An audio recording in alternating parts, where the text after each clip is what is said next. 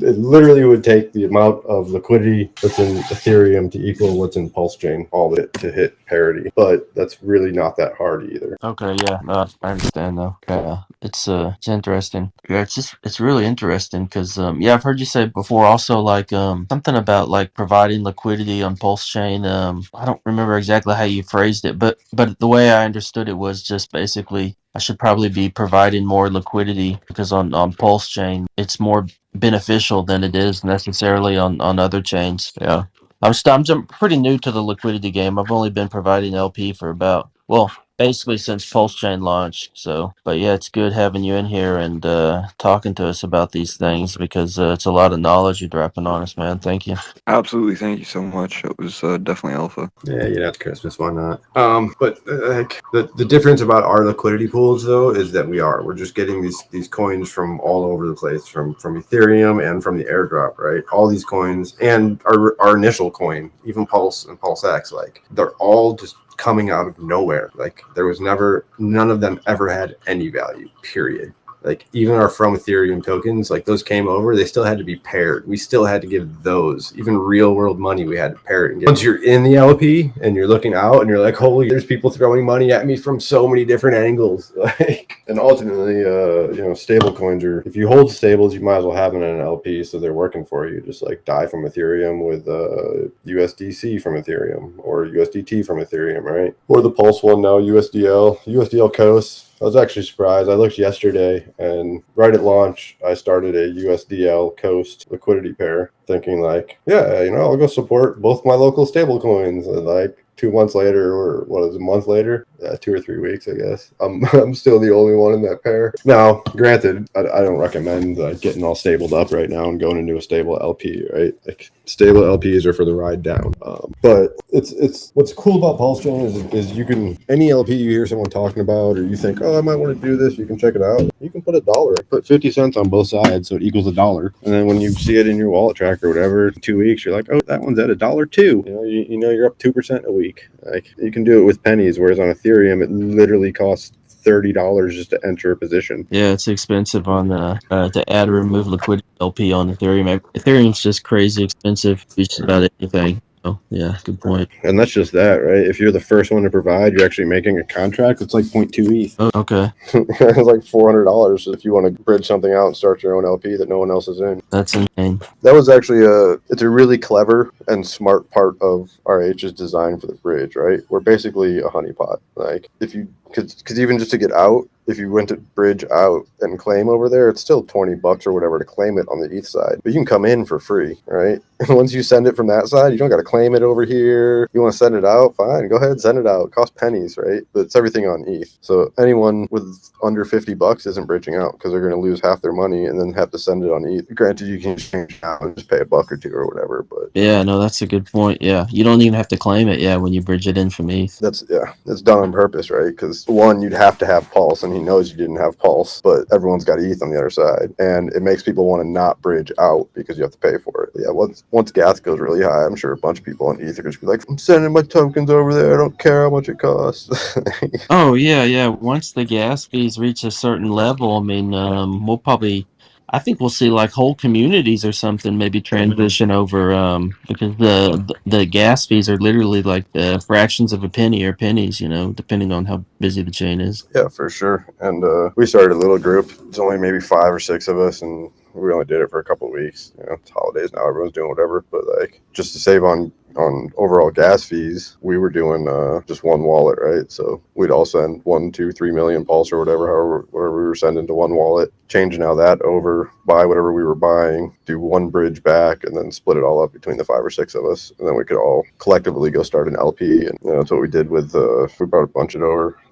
Wrapped XRP, RPL, TokenFi. TokenFi is actually doing pretty good. Rollbit, I thought we'd do a little better. Sol is constantly undervalued, but it's flying so fast over there that no one's buying it up on this side. Oh, you guys, did you say Solana? You guys bridged in Solana, is that right? Yep. Oh man, that'd be pretty good. Because I wanted to trade some of that, but I didn't want to have to get that Phantom wallet, the Solana wallet or whatever. I didn't realize it was on Pulse Chain now too. Okay, So cool. yeah, if you're on Dex Screener, you can type in Sol from ETH. That Pulse Pool is the second one there. So we got $90 over here right now. Real Sol is 110, right? So it's 90 over here and 110 over there. So there's 500 in liquidity, which means like $5 is 1% price impact. So with a $5 buy, you'll push this to $91, and then they'll arbitrage it out to the other pools. And then another $5 buy, you'll push it to 92, and then that'll arbitrage out. Another, it might be $3 or $4 or whatever. You got to play with the whatever realm the price impact is for the chart. And these are all low lick right now, but they're running, right? Like this one might have it did $2 in volume today, but that's just arbitrage. Like no one actually traded it. Yeah, that's cool. That's cool. Yeah, I was in your Telegram voice chat when you guys bridged over Rollbit, and I got some of that Rollbit from Ethereum. I guess it was like a month or two back. Yeah. Yeah, so these ones, they're like A1A is at 300 pools, right? So there's 300 different prices, 300 different spots of arbitrage. These all have 4, and I just kind of went with main ones, right? It's like if you have Pulse and a stable, then it's going to arbitrage every time Pulse moves up or down, That's why I like doing it with Ethereum. Like Ethereum's on its own thing and still moves pretty good. So like, and opposite, not so much opposite.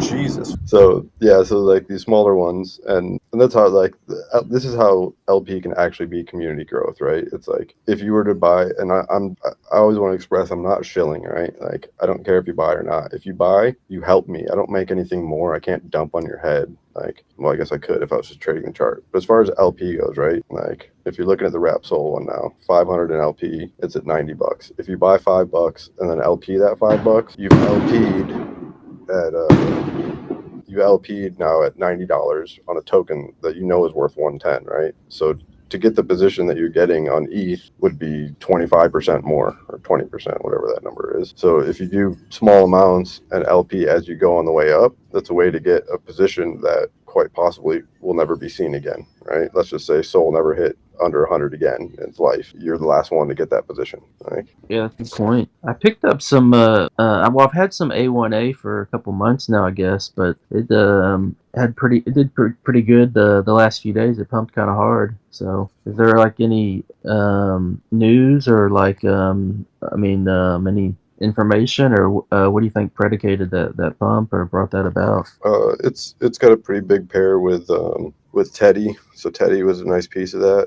And then A1A is actually Kaimato's largest liquidity holder. I just had a gamble thought on Kaimato when I saw it, and it was dirt cheap. So I got a huge position in it and put it with LP on A1A. So if you're familiar with Kaimato, it launched with a die pair, and then I added a pulse pair and a Teddy pair or a A1A pair. The pulse pair took over the die pair, and the A1A pair is bigger than both of them. So in theory, A1A owns Kaimato, and Kaimato just started a farm and went from whatever to whatever. It did 2 or 3x. So all these other charts going up is pumping that money into A1A. Like that's the whole point of A1A is no one ever has to actually trade it. It's just going to do all the things everything else does. Yeah, I noticed on Dex Screener, man, there's just like a ton of pairs. It's got a lot of different liquidity pools, man. So yeah, that's It's pretty over cool. 300 pairs now, man. It's actually crazy. I'd have to research, but I don't know that there's any token like it. Stablecoins have tons of pairs. Wrapped Ethereum has tons of pairs. They're all kind of reflective of the things it's paired to. I don't know.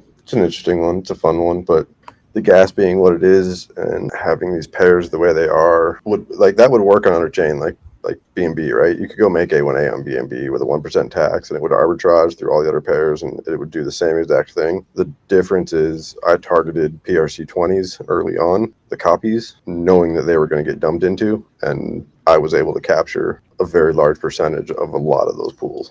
And it pays does it pay reflection? Is that right? Or yeah, A1A is a 1% reflection, and that reflection goes into the LPs as well. So it's evenly distributed amongst wallet holders and LPs.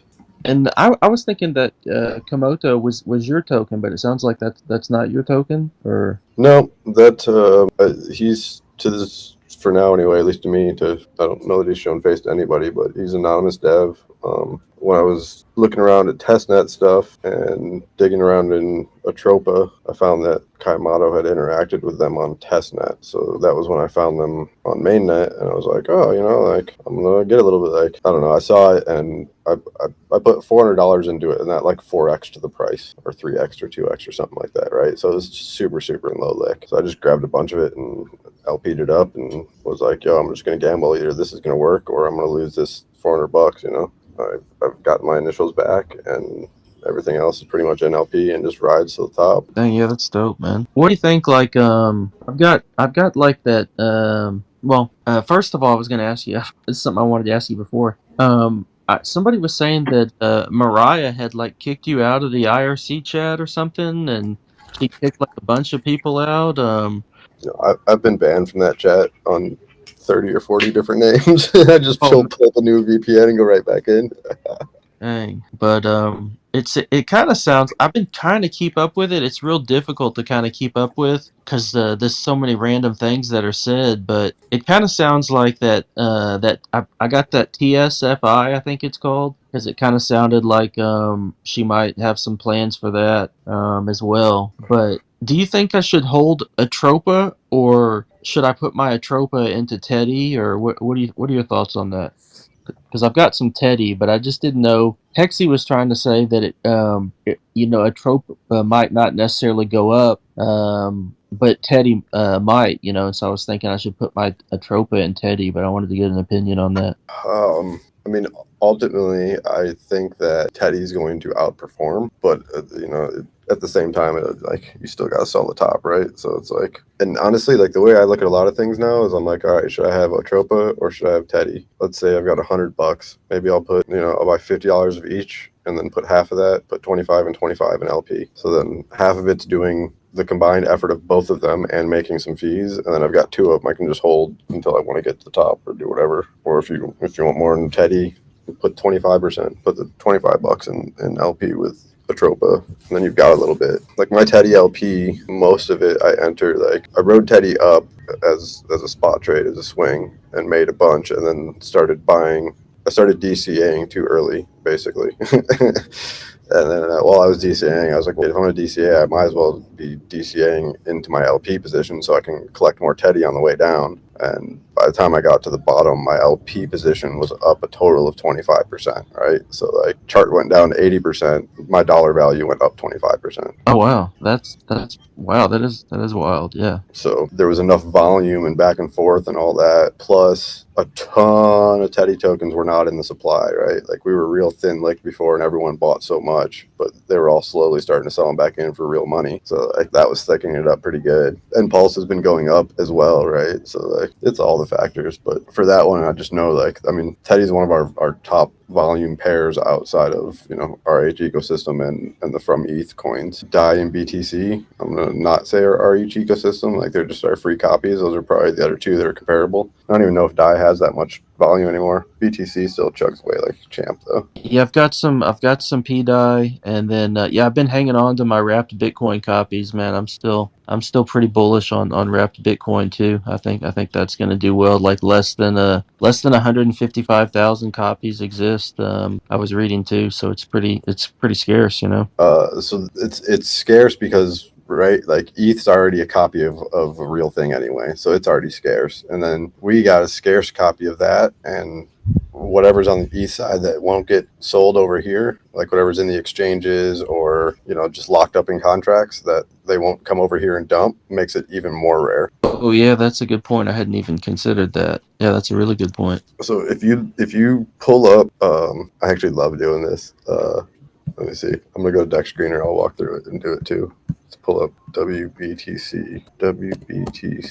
All right. So Ethereum has 66 mil with 24 mil volume, so a little less than half. We have 300K with a little. Okay, so our volume's actually down right now. For a good bit there though, our fake BTC, like liquidity to market or liquidity to volume, was running like 2 to 1 while they were like half or less. Oh yeah, I've seen the volume well over $1 million in that pool before. Yeah. Right. So like imagine that in an LP position, our fake copy is doing better than your real LP. Because like that right there is what gets some of the whales to start looking, you know? Yeah, for sure, man, for sure. That's a good point too. Oh, this one's actually a little better. The V2 is 100K with 25K, so 25%. But yeah, if you're bored, you know, like go look at coins that you just know aren't getting traded. Like I wonder what PaxG brings up. PAXG 8 million with 8 million with 50K on Ethereum. Pulse V2 is 4K with $340. So that's a third divided by 4. It's like 7%. So yeah, liquidity to volume is PaxG blows away what's going on over there. They're at like a little less than 1%. Yeah, I have a token I want to make called Gold Digger. It'd be like a gold miner, but it'll just pay out PaxG rewards.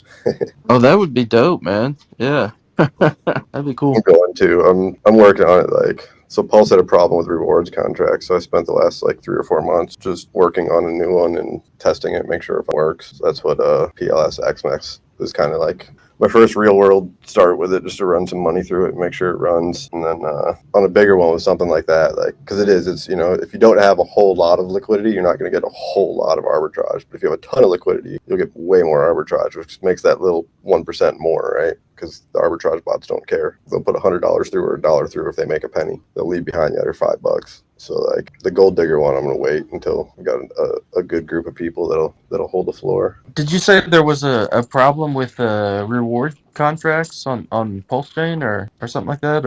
Or Yeah, early on, a lot of people were just doing the copy paste thing and freezing up contracts, and they weren't able to figure it all out. And I think a lot of people have figured it out now. But okay, I got you. Yeah.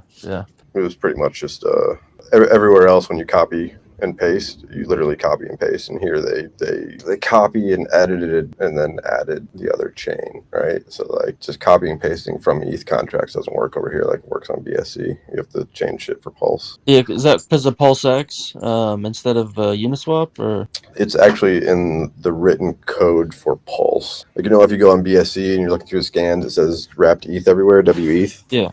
It's because it's literally a copy and paste, right? If you go through our stuff, if it's proper, it's going to say WPLS. Okay.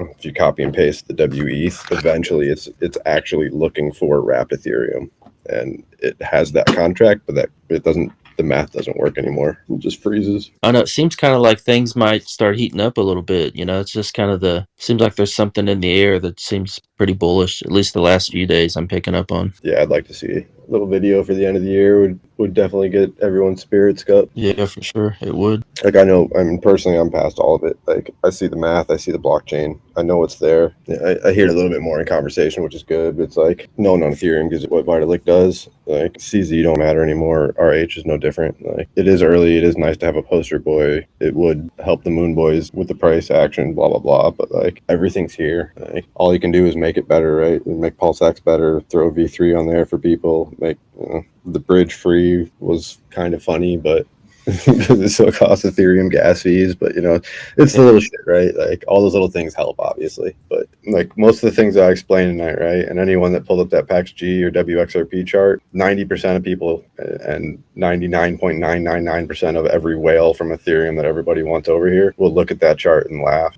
I guarantee there's people in this chat that looked at it and laughed. And come back next year, Christmas, maybe we'll come back, we'll have the same talk, and we'll see what's in all those LPs. And if they're 5x or 10x or 100x, like that means the volume of arbitrage that's going through them is also that, and that little tiny position that you got now when there was only $200 in LP might be worth a lot more, you know. Yeah, no, I heard you talk on that in your chat about like the importance of forming these LPs when the chain is brand new.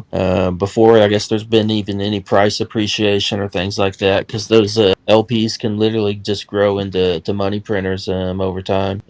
Yeah, and that's you know, I explain it as snowballs all the time, right? You just gotta start one little snowball and let it roll down the hill, and it'll grow on its own. And that's, I don't know if you know, people keep talking about the V3, and the only one I have on Ethereum, and I know I have to claim my profit, so I'm assuming that it doesn't auto compound, and that I don't like. I do like that everything over here auto compounds, because that's how your snowball really rolls. I don't necessarily know that I recommend PUSD, but the PUSD DAI stablecoin to stablecoin pair pays like just under 1% a day right now, and I mean on $1,000 to make $10 a day is just kind of stupid. So that might fail. I might lose whatever I have in it. I mean, I'll be totally honest. I think I have $600 in it, 300 on both sides. I'm up like 25 or 30 bucks after a week or two. But, you know, stable to stable, right? So you can't lose anything. PUSD is, I think he's called it a test run. It's sketchy, but you can just normal stable.